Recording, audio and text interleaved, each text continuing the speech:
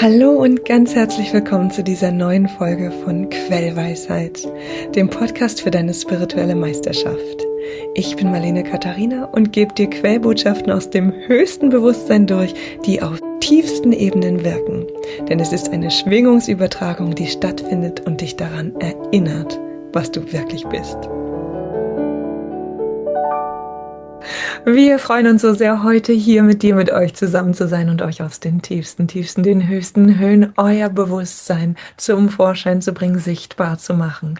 Wir wissen, dass alles, was du bist, dass alles, was ihr seid, eins ist, dass alles, was ist, eins ist und somit mehr und mehr für jeden von euch klar wird, wie sehr alles in Zusammenhang miteinander steht, nichts voneinander trennbar ist und alles, was du wirkst und bewirkst, durch andere hindurch wirkt, so wie umgekehrt. Wir möchten dich darauf aufmerksam machen, dass allein deine Form reicht, um alles ins Bewusstsein, ins Licht, in die Liebe zu bringen. Allein deine bewusste Seinskraft in deiner Form reicht aus, um alles in die Vollkommenheit zu wandeln, die du weißt, die alles ist. Wir sagen dies ganz bewusst auf diese Weise, denn die Vollkommenheit ist nichts, was nicht existiert. Es existiert zugleich überall. Nicht im Sichtbaren, wenn du es nicht sehen willst, nicht im Sichtbaren, wenn es nicht gesehen werden will, nicht im Sichtbaren, wenn die Relevanz von alles im getrennten Erleben größer ist als die Relevanz, alles im Einssein zu erleben. Wir möchten hier anmerken, wie wir so oft gesagt haben, dass all dies frei von Wertung ist und zu verstehen ist wie ein Spiel mit sich selbst. Denn du liebst es zu spielen, so wie das Kind mit den Puppen spielt und die Puppen miteinander spielen, so spielst du als das Göttliche mit den Menschen und die Menschen miteinander, durch dich. Du selbst bist alles, was ist und durch alles hindurch. Und somit ist jedes Spiel durch dich orchestriert. So wie du denkst, die Puppen streiten miteinander, weil sie miteinander streiten wollen und doch weißt, du hast diese Puppen in ihrem Streit geführt. Und es ist dir eine Freude, ihnen zuzuschauen, wie sie miteinander spielen. Denn für dich, in dem Bewusstsein dessen, der mit den Puppen spielt, ist all das ein Spiel, frei von Wertung. Frei von gut, von schlecht, von moralisch verwerflich oder moralisch fortgeschritten. Du spielst all das, was du siehst, was du spielen kannst und liebst es, neue Dinge zu erkunden, um sie zu spielen, auch auszuprobieren. Und doch, da gibt es dann die Spiele, die sich durchsetzen für dich, weil es deine Lieblingsspiele sind. Du liebst es, dich selbst zu erspielen, nicht im Sinne von dich zu gewinnen durch Zufall, nein, im Sinne von durch dein Spielen mehr und mehr, auch im Spielen, genau deine Göttlichkeit zu finden, auch im Spielen genau deine Göttlichkeit zu lieben, auch im Spielen genau deine Göttlichkeit.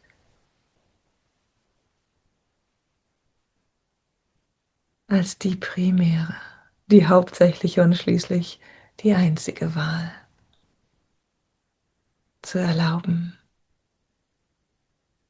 Du liebst es zu sehen, wie diese Puppen durch ihr Spiel gehen, um sich schließlich in Liebe in den Armen zu liegen.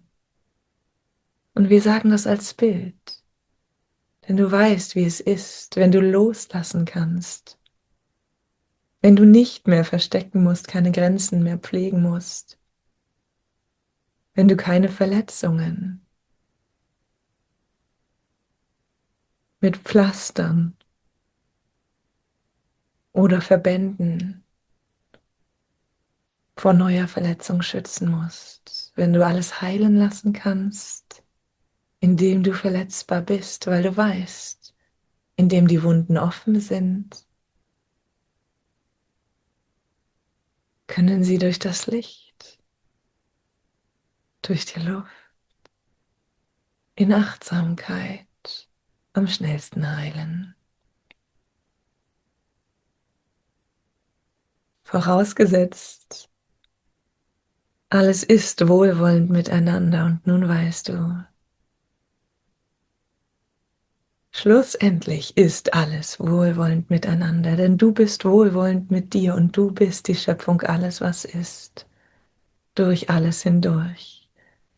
Am Ende legen sich die Menschen in den Armen, nicht bildlich gemeint, nein, ins Einssein verschmelzend gemeint, denn sie erkennen sich ineinander, erkennen das Göttliche ineinander, erkennen, was sie selbst sind in sich, erkennen, was das Gegenüber ist im Gegenüber. Sie erkennen ihre Göttlichkeit in allem. Und so erkennst du bereits jetzt deine Göttlichkeit in allem, kannst das Spiel liebevoll und mit so viel Freude betrachten, ohne es zu werten, wissend, dass je aufgewühlter das Spiel ist, desto erfüllender das Einssein, in das alles hineinfließt und das unvermeidbar ist. So viel Freude kannst du bereits jetzt haben, denn du kannst das Einssein fühlen, du weißt es, du siehst es, du fühlst es mit deinen Sinnen, die nicht in die Dreidimensionalität gebunden sind. Du weißt, du siehst, du fühlst, du bist im Bewusstsein.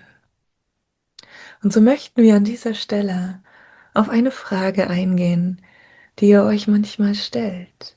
Die Frage nach der Notwendigkeit von Einweihungen, die Frage nach der Notwendigkeit im christlichen Kontext von Taufe und getauft werden.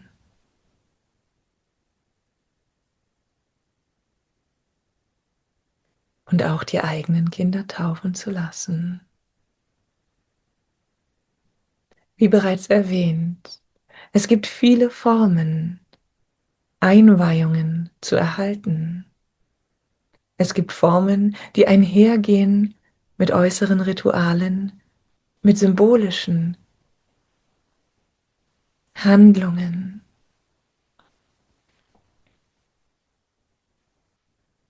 Alles, was von großer Kraft ist, wurde genährt von jenen, die große Kraft in sich tragen.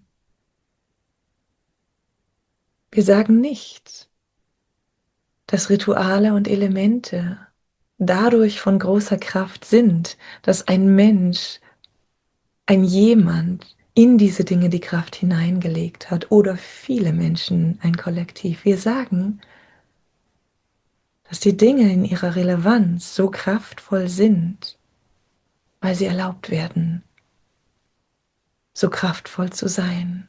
Sie werden als Kanal erlaubt, sie werden als Übermittler erlaubt. Und somit ist eine Einweihung nichts anderes als ein Erlauben. Ein Erlauben auf tiefen Ebenen, die das Individuum übersteigen. Ein Erlauben eines Zuganges. Niemals ist dieser Zugang ohne diese Einweihung nicht möglich. Niemals. Und doch, eine solche Einweihung, wenn sie sich stimmig und richtig für das Individuum anfühlt, nicht aus dem gesellschaftlichen, dem Umfeldskontext heraus, sondern aus der Übereinstimmung mit der kosmischen Harmonie, der Übereinstimmung der Seelen, der Übereinstimmung der Herzen, der Übereinstimmung des Fühlens. Wenn sich daraus heraus ergibt, dass ein solches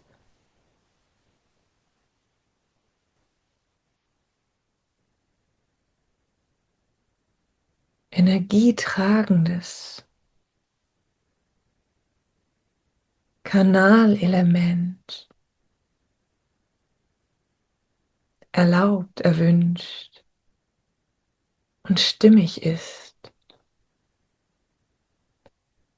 So zeigt sich aus unserer Perspektive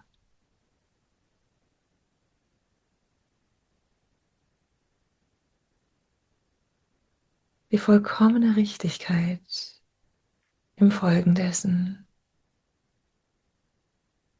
Es gibt also nicht eine Einweihung, die jeder Mensch erhalten sollte. Es gibt nicht eine Taufe, die jedem gegeben werden sollte. Nein, es gibt genau das, was für genau das, und wir sagen nicht genau den, wir sagen genau das, weil es ein Kontext ist, ein Feld, ein Zusammenklang aus verschiedenen Einzelmenschen, Seelen inkarniert auf Erden, für genau das stimmig, richtig und in Harmonie ist, die Erfahrungen unterstützt, den Zustrom des Bewusstseins unterstützt. Und dieses Individuum, das getauft wird, in seinem Weg unterstützt. Jene von euch, die getauft sind, mögen wissen, dass diese Unterstützung in unterschiedlicher Form kommen kann. In der tatsächlichen Form der Bewusstseinsunterstützung, auch in der Form des Widerstands, der Ablehnung, der Machtlosigkeit. Ich wurde getauft gegen meinen Willen. Jene von euch, die nicht getauft worden sind, mögen wissen, dass sie sich mitunter einer Sache benommen fühlen. Mancher, der nicht getauft ist, würde sich wünschen, getauft worden zu sein, von den eigenen Eltern geführt worden zu sein, in die göttliche Verbindung, schon von Kleinkindalter an. Mancher, der nicht getauft ist, kann sich nichts anderes vorstellen, kann sich unter Taufe vielleicht gar nichts vorstellen, fühlt dort nichts, hält dort nichts für notwendig und nichts für verpasst oder vermisst. Jedes Individuum, jede Seele bekommt jede Einweihung, die sie erhält, frei, für sich zugänglich als Erfahrung des Lebens. Nicht eine Einweihung wirkt bei jedem auf gleiche Weise, nicht eine Einweihung bewirkt bei jedem das Gleiche, nicht eine Einweihung bedeutet, dass dieserjenige zum höchsten Wohle oder entgegen des höchsten Wohles sein Leben gestalten wird, seine Zeit auf Erden oder einen Teil seiner Zeit auf Erden verbringen wird.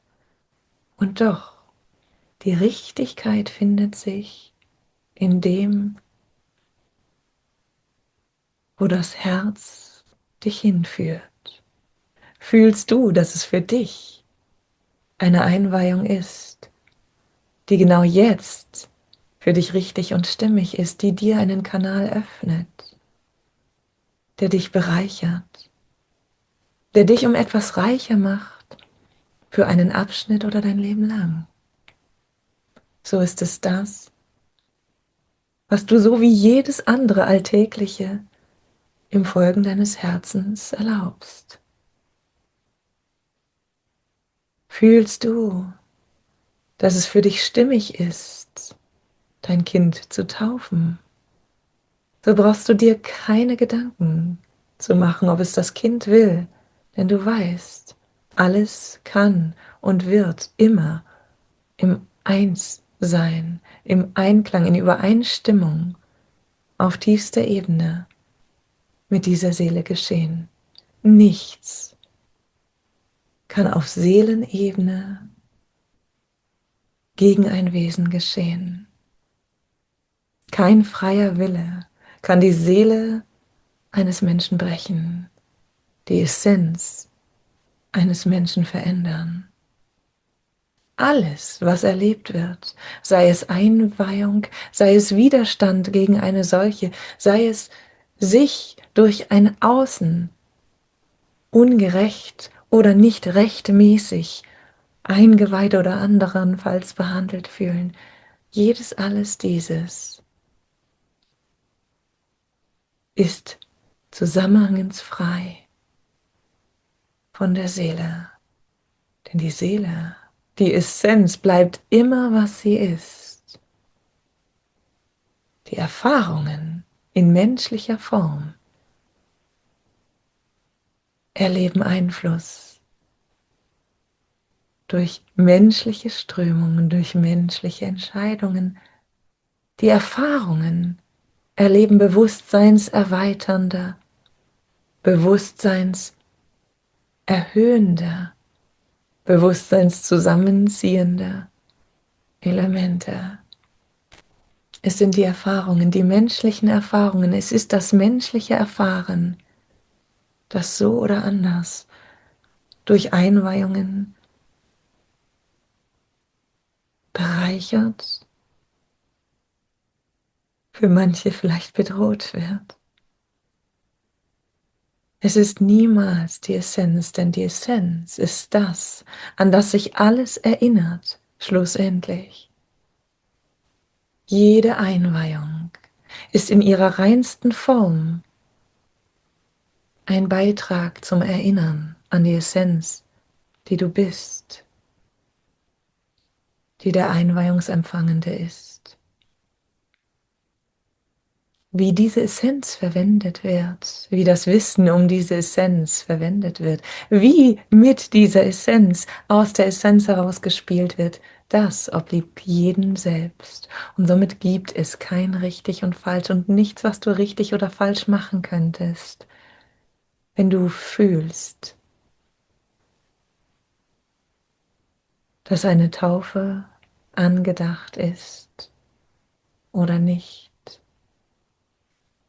Das richtig und falsch machen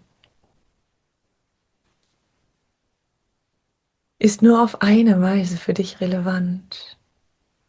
Und zwar auf die Weise, dass du dir selbst gemäß handelst.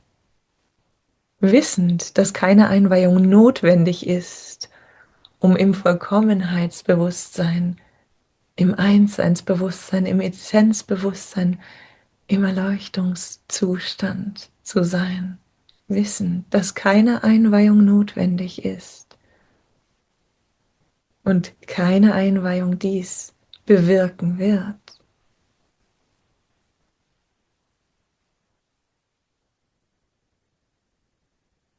Nur dazu beitragen kann, genauso wie eine Nicht-Einweihung dazu beitragen kann, wissend, dass all diese Optionen zu unterschiedlichen Ergebnissen führen können, ist für dich nur eines relevant und das ist, wie eh und je, die Stimme deines Herzens, das Wissen, das du in dir trägst. Dieses Wissen ist klar eindeutig. Es führt dich und lässt dich klar fühlen. Ist es richtig, hier eine Taufe vorzunehmen? Ist es richtig, hier ein Wesen zu taufen oder mich selbst zu taufen? Und vielleicht auch fühlen, dass es manchmal ganz anders ist, als die eigene Überzeugung es verlangt. Je mehr du dich einlässt auf dein inneres Fühlen, auf das, was du von innen her aus dem Zentrum deines Seins, deinem spirituellen Herzen her fühlst, was stimmig ist, was richtig ist, was sich stimmig anfühlt, richtig anfühlt, desto mehr kannst du kontextfrei wählen, kannst das wählen, was sich richtig anfühlt, auch wenn der Kontext, der dir gegeben ist, anderes von dir verlangt. Du magst nicht christlich sein und doch das Gefühl haben, dass eine Taufe dich öffnet für die christlichen Lehren, die alles widerspiegelt, was durch jede Wahrheit, durch jede Weisheit, durch jeden Glauben, durch jedes höhere Bewusstsein hindurch kommuniziert, hindurch fühlbar ist, sichtbar ist für jene, die fühlen und sehen können. Du magst nicht christlich sein und ein Ja zu einer Taufe haben, um aus der christlichen Lehre die Gesamtlehre herauszulesen.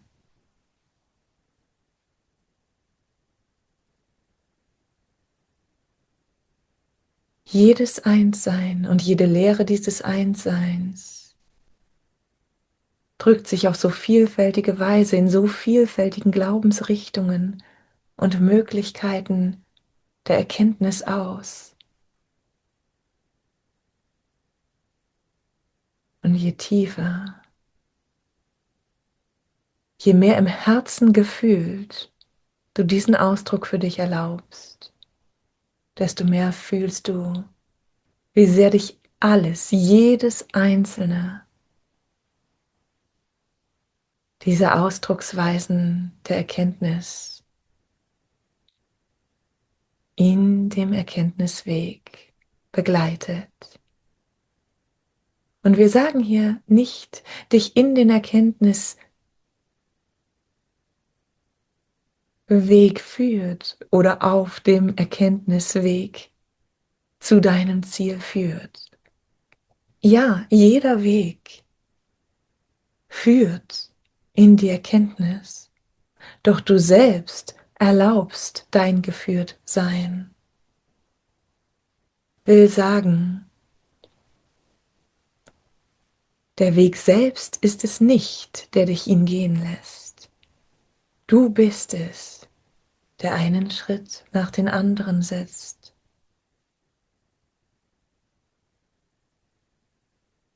Der sich auf diesem Weg in diese oder eine andere Richtung bewegt. Der Weg selbst hält dich nicht auf seinem Weg. Er sagt dir nicht, ob vorwärts oder rückwärts gehen. Er sagt dir nicht, ob du den Fokus auf die Richtigkeit dieses Weges, die Einzigkeit dieses Weges richten sollst. Oder den Himmel über dir, den Zusammenhang von allem genießen magst. Der Weg ist der Weg. Er ist geebnet für dich, dass du ihn gehen kannst. Er wird dich nicht richten dafür, wenn du ihn verlässt, einen anderen wählst oder in die andere Richtung gehst auf demselben Weg. Nicht dorthin, wo er im Einssein ist, sondern dorthin, wo er in der Trennung ist. Der Weg ist der Weg. Jeder Weg ist somit für dich da. Und du, wissend, dass du all diese Wege bist, alles bist, was ist, und somit genießt, dass jeder Weg ins Einssein führt, kannst genießen, dass du in unterschiedlichen Formen unterschiedliche Wege wählst. Und jeder dieser Wege ist so erfüllend, so bereichernd. Und dein Bewusstsein ins Erinnern bringend ist, wenn du erlaubst, diesen Weg für dich in die gefühlte Richtung zu gehen. So also verhält es sich mit jener Einweihung. Keine Einweihung bindet dich an einen Weg. Nur du selbst kannst dich binden. Nur du selbst kannst einen Kontext für dich verorten. Nur du selbst kannst dich gesegnet oder verflucht fühlen durch eine Einweihung, die du erhalten hast. Nur du selbst kannst definieren, dass es gegen deinen Willen geschehen ist oder mit deinem Willen. Wenn du jedoch weißt, dass Harmonie bedeutet, dass alles zusammenwirkt, was gerne auch als göttlicher Wille bezeichnet wird, so brauchst du dich nicht mehr zu wehren, weißt, dass alles für dich geschieht. weißt, dass alles göttlicher Wille ist, dass du in deinem göttlichen Sein alles das erlaubst, weil du weißt, wie schön es ist zu sehen, dass schlussendlich alles in das liebevolle Einssein hineinschwingt, sich für das liebevolle Einssein entscheidet, sich in den Armen legt, die beiden Puppen, die in der Versöhnung, in dem gemeinsamen Wirken ihre Erfüllung finden.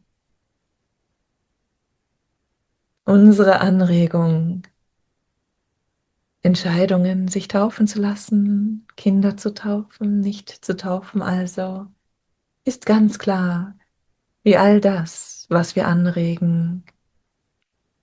Folge deinem Herzen, vertraue auf das, was du fühlst, was richtig ist. Wisse, dass du eingebettet bist in den großen Kontext. Erlebe dich nicht als getrennt von demjenigen, der getauft werden will oder vielleicht nicht sagen kann, ob er getauft werden will oder nicht. Verlasse dich auf deine innere Führung, denn sie ist in Harmonie mit der inneren Führung von jedem, denn deine Essenz ist in allem und somit nimmst du in deinem Fühlen nach innen, in deinem Fühlen deines Seins auch das Innere, die Essenz des anderen wahr, denn ihr seid eins in der Essenz, deine Essenz sagt dir das Gleiche, was der andere sagt in seiner Essenz. Würde jeder Mensch seine Essenz zu einer Sache befragen, würde das Ergebnis das gleiche sein. Wir sagen hier nicht, dass global für alle und jeden das Gleiche gilt. Wir sagen, dass wenn du dich auf eine Form konzentrierst, einen Menschen konzentrierst und das, was für ihn am besten ist, wirst du das gleiche Ergebnis haben, das gleiche Ergebnis erhalten wie dieserjenige, wenn du und dieserjenige in das Essenzbewusstsein hineinfühlt.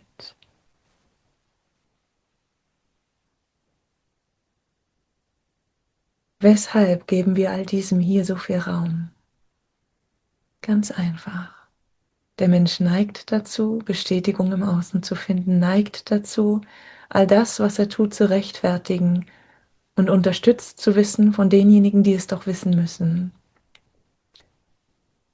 Viel einfacher,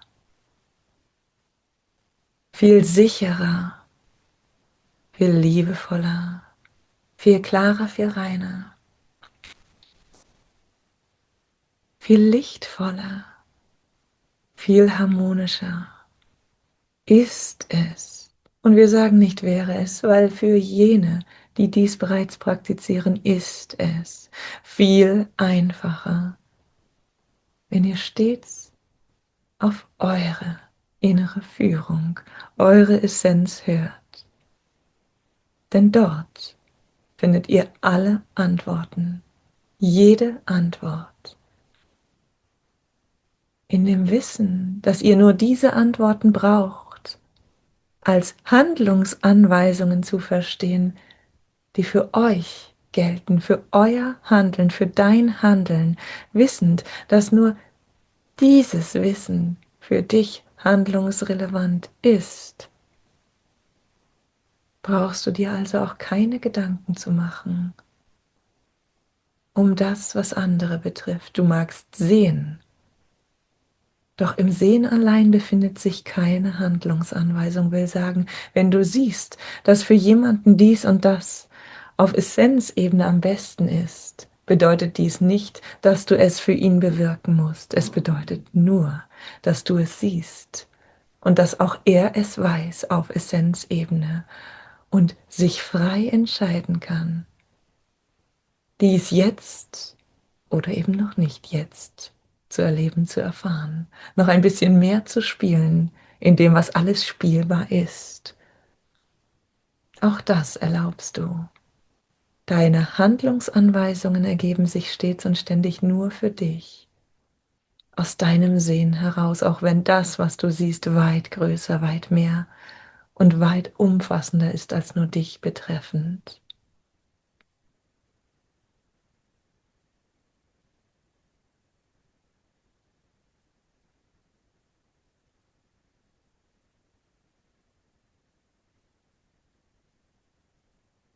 Und wir wissen, wie sehr sich oft die Frage stellt, wie viel von dem, was so geschieht in eurem Leben und auf der Welt, wie viel von dem besprochen werden sollte, wie viel von dem artikuliert und verbalisiert, verbreitet werden sollte.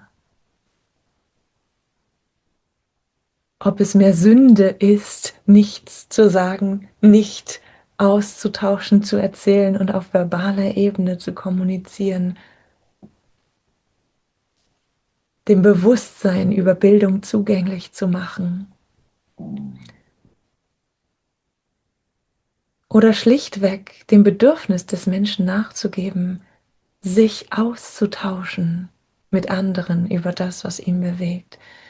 Wir wissen, wie sehr euch immer wieder beschäftigt, ob ihr in der Position seid, zu reden und über den verbalen Austausch zu Übereinstimmung zu kommen, zu Bewusstsein zu gelangen oder lieber zu schweigen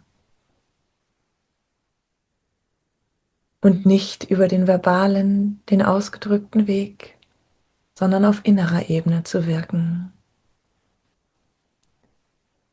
Anknüpfend an das zuvor Gesagte, wisst ihr also bereits,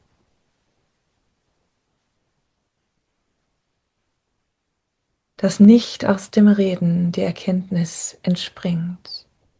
Die Erkenntnis entspringt aus der Essenz, aus dem Bewusstsein für das, was ihr seid, für das, was du bist, für das, was alles ist.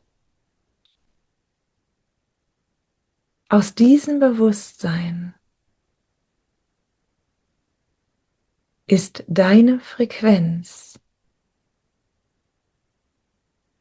auf einem bestimmten Niveau, welches wiederum dein Erleben bewirkt. So herum betrachtet also ist das, was auf innerer Ebene stattfindet, weit, weit, weit kraftvoller und wirkungsvoller als jeder verbale Austausch, der stattfinden kann. Wir sagen hier bewusst verbaler Austausch, denn indem Gespräche geführt werden, wird über Frequenz verhandelt. Indem du mit jemandem im Austausch und Dialog bist, bist du im dich darauf einigen, welche Frequenz gewählt wird als gemeinsame Frequenz. Denn zwei Wesen, die ein Energiefeld miteinander teilen, ein Energiefeld miteinander öffnen und informieren, sich auf ein Energiefeld also einigen, diejenigen sind in der Informierung dieses Energiefeldes auf Einigkeit angewiesen. Und somit sind viele, wenn nicht gar alle Dialoge, die einen Austausch in sich tragen, ein Verhandeln über die Frequenz des Feldes, das beide umgibt, das beide ausmacht und in dem beide schwingen. Hier kannst du sehr klar und einfach ablesen, dass Austausch etwas Wundervolles ist, um Einssein zu fühlen, um zu fühlen, wie doch alles in seiner Harmonie zusammenwirkt und wie leicht es doch ist, ein Gefühl von Harmonie zu finden in der Einigung auf eine Frequenz in der physischen Welt. Zugleich magst du im Hinterkopf haben, im Hintergefühl haben, wie sehr ein solches geeinigtes Feld nicht ganz deiner Frequenz entsprechen kann. Wie sehr du in diesem geeinigten Feld deine eigene Frequenz zugunsten der gemeinsamen verändert hast. In dem Moment des Einsseins oft ist dies nicht klar sichtbar fühlbar, weil ja die gemeinsame Schwingung sich so wohlig anfühlt, da sie dich an dein vollkommenes Einssein erinnert.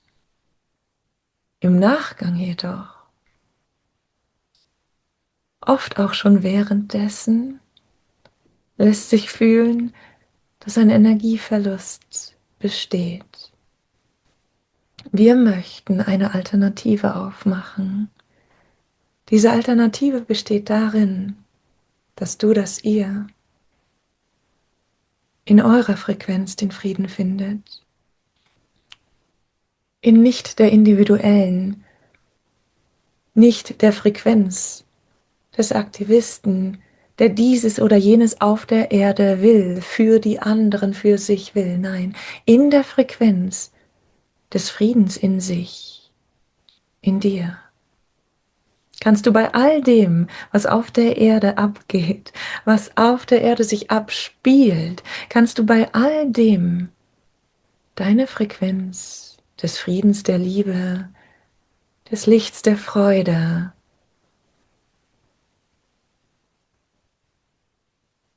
als aus dir sprudelnd, von dir stets ausgehend wahrnehmen und dich dafür entscheiden, das als deine Wahl immer neu wählen.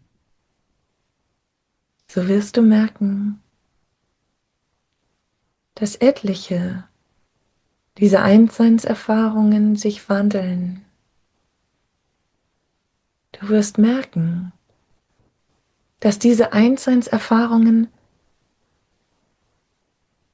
anders und auf anderen Ebenen sich abspielen.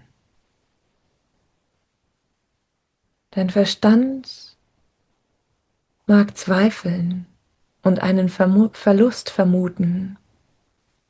Wenn du jedoch aufrichtig mit dieser Möglichkeit des Einsseins spielst, dich aufrichtig immer wieder für deine Essenz und deine Essenzfrequenz entscheidest, so wirst du bemerken, wie jene, mit denen du im Austausch bist,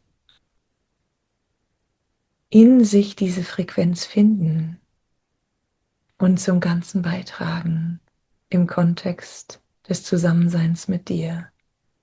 Es wird auch jene geben, die sich darauf nicht einlassen möchten, und ihnen wirst du ihr Spiel gewähren, ohne das Verlustgefühl dort nicht mitzuspielen. Denn du weißt, sie spielen in deinem Feld, denn du bist alles, was ist. Doch du machst nicht ihr Feld zu einer deiner kleinen Welt. Du erlaubst dir die große Welt, in der du bist, erlaubst ihnen die sich darin befindliche Welt, von der du weißt, die dir auch zur Verfügung steht. Du erlaubst all das, freust dich an diesem Kitzeln, an diesem Geschehen, das in dieser gesamten Seins, Ausdehnung existiert, freust dich daran, ohne dich hineinzuzwängen. Wichtig, so wichtig für dich also ist zu wissen, dass die Frequenz, die dir gegeben ist,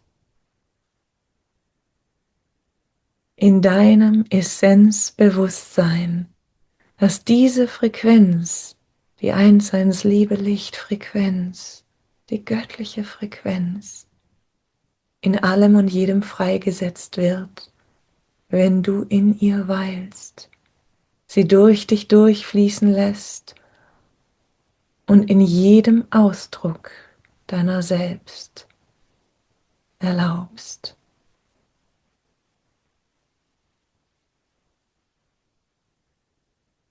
Reden ist Silber, Schweigen ist Gold, also ist aus unserer Perspektive nur in diesem Kontext tatsächlich wahr und relevant, in dem Kontext, in dem das Reden bedeutet, dich zu einigen auf eine Frequenz mit deinem Gegenüber zugunsten eines gemeinsamen Feldes, das den Anklang von Einssein hat, während das Schweigen nur dann Gold ist, wenn es bedeutet, dass du deine Essenzfrequenz fließen lässt, erlaubst, ganz in allem, was du bist, ausdrückst und dabei nicht der Worte bedarfst. Wir sagen nicht, dass keine Worte besser sind als Worte.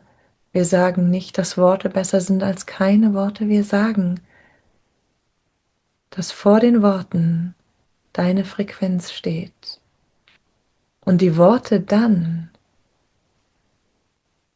Gold sind, wenn sie deiner Frequenz entspringen und deine Frequenz in sich tragen. Worte, die deine Frequenz übermitteln, die die Essenzfrequenz der Göttlichkeit, der Vollkommenheit von allem übermitteln. Diese Worte sind Gold, denn sie erinnern alles an das, was es ist, in Form. Es ist wie die Berührung des Herzens, die du auch fühlen kannst, manchmal mehr fühlen kannst, wenn dich jemand tatsächlich physisch und sei es nur mit den Fingerspitzen, doch voller Liebe berührt.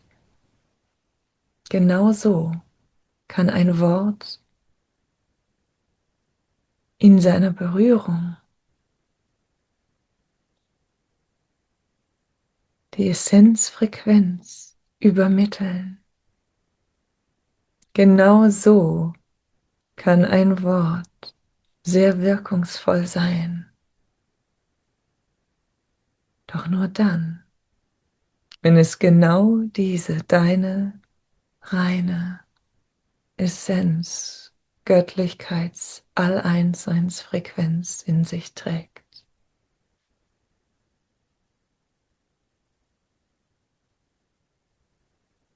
Und wir möchten hier noch auf einen weiteren sehr angewandt praktischen Bereich eingehen, der mit all diesem in Zusammenhang steht, wenngleich nicht gar so sichtbar.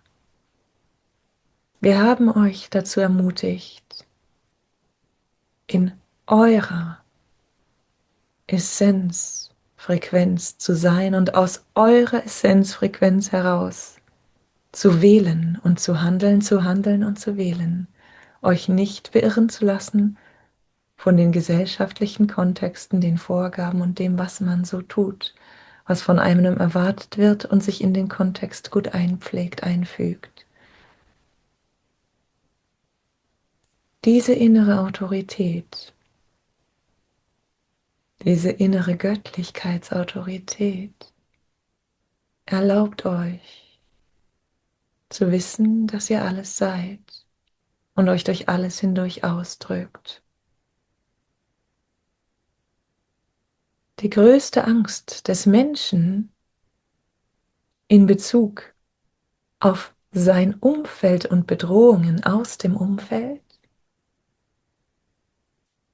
sind die unbekannten Größen. Eine Institution ist eine solche unbekannte Größe, denn es ist nicht ein Mensch, mit dem du es zu tun hast. Es ist eine Anonymität von Menschen, von einem Kollektiv, das nicht auf einen Menschen begrenzbar ist, noch nicht einmal in einem Menschen findbar ist. Es ist eine Unbekannte. Das Unbekannte macht mehr Angst als jedes Bekannte, und so ist der ärgste Feind, den du kennst, für dich weniger bedrohlich erscheinend als harmlose Gegenübers, von denen du nicht weißt, was zu erwarten ist. Im menschlichen Kontext zeigt sich dies für viele von euch in Behörden und Ämtern. Hier habt ihr nicht einen Menschen, mit dem ihr sprecht. Hier habt ihr ein Kollektiv, das für etwas steht. Und je nachdem, wofür ihr denkt, wofür es steht, je nachdem, was euer geistiges Konzept von diesem Kollektiv ist, habt ihr das Gefühl, davon bedroht oder unterstützt zu sein. Der Polizeiapparat kann von euch als korrupt empfunden worden sein, empfunden werden, und ihr mögt euch bedroht fühlen oder nicht sicher.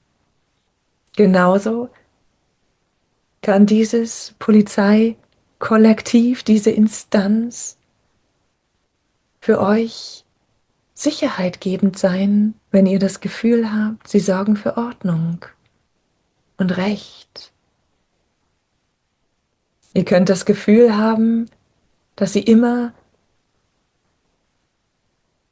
das Gute für euch wollen. Ihr könnt das Gefühl haben, dass sie es immer auf euch abgesehen haben und euch immer bestrafen wollen. Ihr könnt euch unterstützt oder bestraft, korrumpiert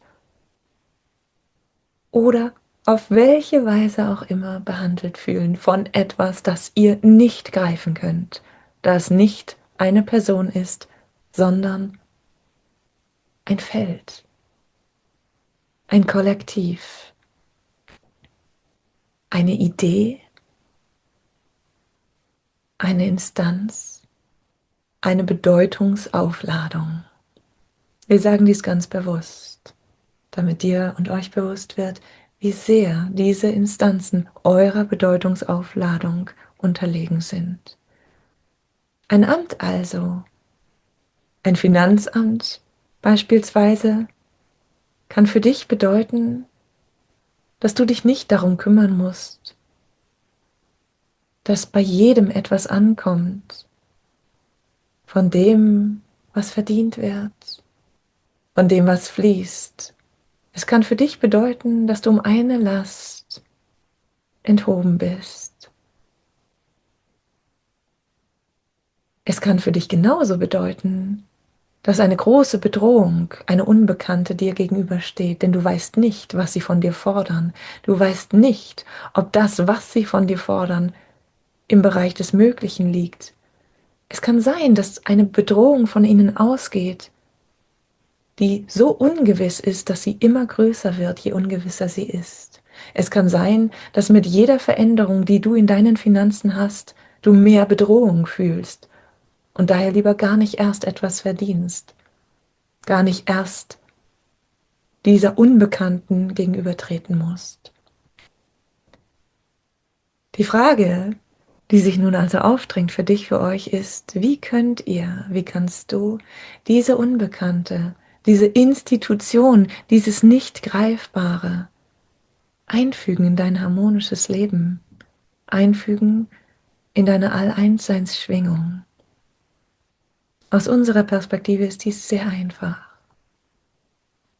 Indem du dir bewusst machst, dass alles leere Form ist, dass selbst Institutionen sich in Luft auflösen, um nicht zu sagen in göttliches Sein auflösen, wenn man nicht mehr an der Bedeutungsaufladung festhält, denn diese Institutionen sind nicht einmal Menschen, nicht einmal verdichtet in ihrer Form. in dem Moment, in dem du dir darüber bewusst bist, dass sie sich in 0, nichts auflösen, wenn du nicht daran festhältst, dass sie Macht haben, kannst du deine grünen, deine blauen, deine goldenen, deine Lichtwunder erleben. Du kannst erleben, wie das, was für alle immer gegolten hat, bei dir plötzlich anders ist. Denn dieser eine Mensch, der deinen Fall bearbeitet, hat einen besonderen Tag, an dem ihm die Dinge anders von der Hand gehen. Er etwas anders bearbeitet, obwohl er eigentlich immer sehr zuverlässig alles so gemacht hat, wie es immer gemacht wurde, wie es vielleicht gar irgendwo steht, dass es gemacht werden soll. Du kannst erleben, dass für dich die Dinge ganz anders laufen als für andere. Du magst sogar erleben, dass du dies als ungerecht den anderen gegenüber befindest, weil du immer Glück hast. Magst dich daran erinnern, dass es immer Menschen gab, die Glück hatten, Einzelfälle, an denen man das nicht messen kann, was normal ist. Wir sagen dir, du entscheidest, wie es bei dir ist. Du entscheidest, ob du dir erlaubst, ein Einzelfall zu sein, der dazu führt, dass viele Einzelfälle das Kollektiv ändern. Wir sagen dir, das, was für dich eine unbekannte Größe ist, ist gleichzeitig eine Möglichkeit, das Göttliche, oh, so deutlich sichtbar zu sehen. Denn das Unbekannt bedeutet, dass es nicht informiert ist. Es bedeutet nicht, dass es auf eine Weise informiert ist, die du nicht weißt. Es bedeutet, dass du selbst wählen kannst, auf welche Weise du es informierst. Informierst du also alles Unbekannte in seine Essenz hinein? Siehst du, erkennst du alles Unbekannte als Essenz, als Göttlichkeit, als mitwirkend im göttlichen Erkennen? So sind die Wunder, die du erlebst, nicht die blauen, sondern die goldenen, die lichtvollen, die Einsseienden. Und so kannst du darauf vertrauen, dass selbst wenn dies oder jenes geschieht, wo du dies oder jenes nachreichen musst, die sich daraus ergebende Kommunikation, die sich daraus ergebende Möglichkeit, dir Erfahrungsreichtum und deinen Gegenübers lichtvolles Berührtsein schenkt. Du kannst all das, was geschieht, wieder genau dorthin verorten, wo es ist. Die Einladung, dich mit Menschen zu berühren auf Herzensebene. Die Einladung, all dort, wo keine Menschen im Spiel sind, die Kraft des Göttlichen, der Harmonie zu fühlen, indem du, wie zuvor besprochen, nicht am heutigen Tag, jedoch in anderem Dialog, deine Intention, das, was du siehst, deine Vision benennst als Wunsch, dir, dem Göttlichen gegenüber aussprichst oder auf Papier bringst und dann loslässt und dich ganz auf den göttlichen Willen, die Harmonie von allem, was ist, einlässt, wissend, dass alles für dich und für alles geschieht.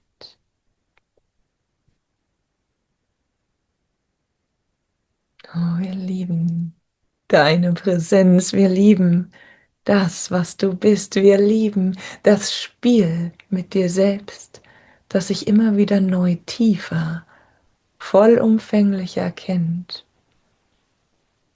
und dich wissen lässt, dass du alles bist, was ist und somit das, was zu dir spricht, nichts anderes ist als dein eigenes Erlauben. Wir freuen uns so sehr. Wir sind so durchflutet von dem Licht der Liebe, die du bist, die ihr seid, die alles ist. Wir sind, was ihr seid. Wir sind, was du bist. Wir sind, was wir sind, denn alles ist eins. Und damit sind wir für jetzt und hier vollkommen.